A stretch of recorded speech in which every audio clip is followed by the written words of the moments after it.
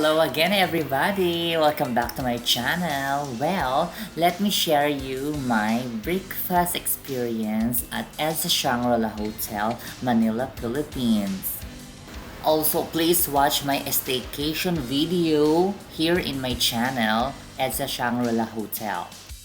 This hotel is old but gold, still great service and functioning well. For the room service breakfast, they have American breakfast and a Filipino breakfast. American breakfast, you can choose pancake set, comes with cereal or yogurt, or a full American breakfast, 2 egg with sausage or bacon.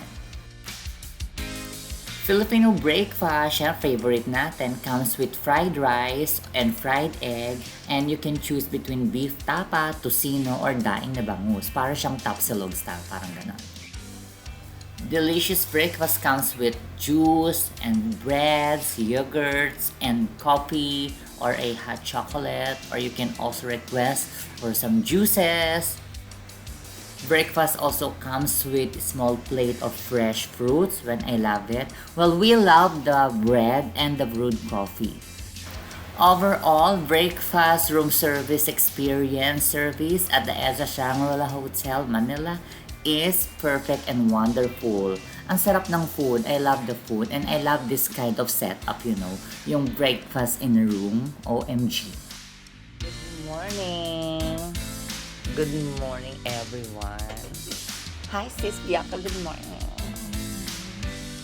Okay. Good morning, everybody. Hindi na ako magpapakita kasi kagigising lang yun. Ayan ang God. Anyway, guys, thank you for watching this short video. And I hope you enjoy this video. And well, also don't forget to watch my other staycations episode here in my channel and other recipes, and please don't forget to check out my playlist here, and please subscribe to my channel and click the notification bell, and also like this video. Thank you and bye.